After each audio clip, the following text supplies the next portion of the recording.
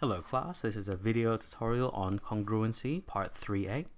In this video, we'll be looking at formal congruency proofs. Previously, we learned the 4 congruency tests and how to recognize them between pairs of triangles. So we saw side, side, side, angle, angle, side, side, angle, side, and right angle, hypotenuse, side. However, it isn't enough to simply identify and state the congruency test. A formal proof must be constructed. It will contain a minimum of 3 statements that identify matching sides and or angles, then a concluding statement utilizing one of the 4 congruency tests. Be mindful that many geometric concepts will have to be independently recognized and applied on your own. So certain concepts such as angles in parallel lines, some of the angles in a triangle, opposite angles, all the rest like that. So let's go straight into a example where it's rather simple for now. So given the shape, let's prove that the triangles APB, so triangle APB, is congruent to triangle DCP. So we need to prove that this triangle and this triangle are congruent. Now take a close look. If you went straight to say, oh, x is equal to 15, we can't necessarily use that yet because we first have to prove that the 2 triangles are congruent. So I'll just demonstrate to you the first bit. So in triangle APB, let's pick side AP. So AP, well, what is that equal to in the other triangle? Well, AP is equal to DP. Okay, so let's just make that statement. AP is equal to DP. How do we know that this is definitely the case? Well, the 2 lines tell us. Well, that's just, we can simply say that that is given information. So that's just given to us. Okay. Now let's do the same thing. Let's take a look. What else is equal in this triangle as well as this one? Well, hopefully you can see that BP, side BP, is equal to CP. And we're simply told, because of those 2 markings, those 2 lines, that they are equal. So that's given to us.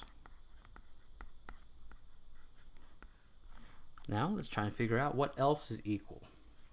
Well, remember, if you said that, oh, x is equal to 15, we don't necessarily know that yet.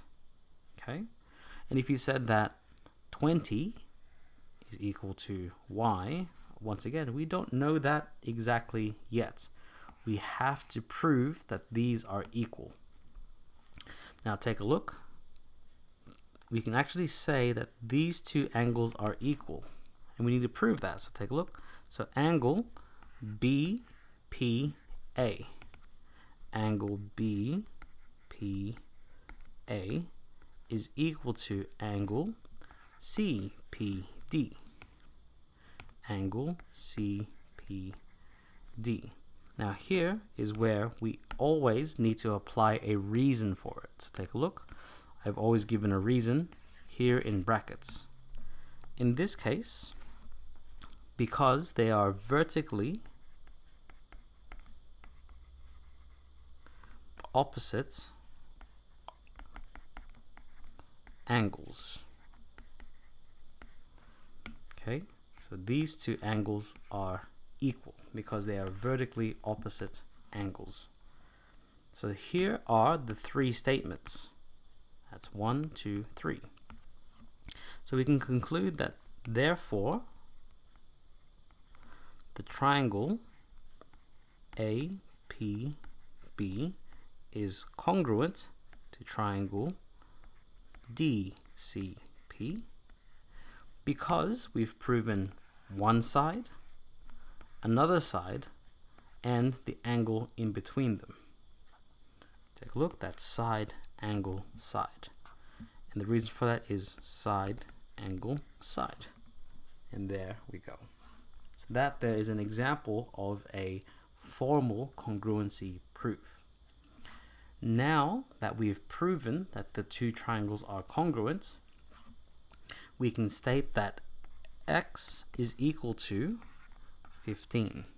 Notice how we couldn't have done this before because we had to prove it first.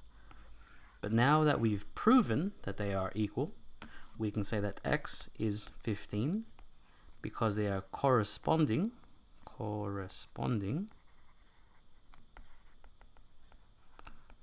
sides of congruent triangles. Triangles. In the exact same way, we can say that y is equal to 20 degrees because the reasoning is they are corresponding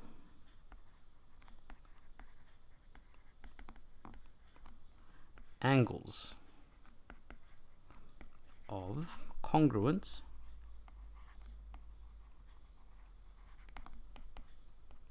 triangles.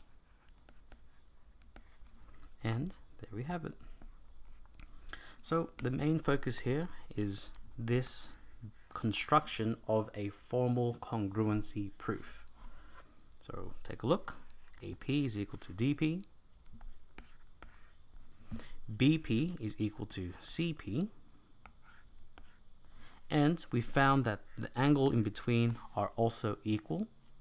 Therefore, we can make the statement that they are indeed congruent because of the reason that we found, SAS.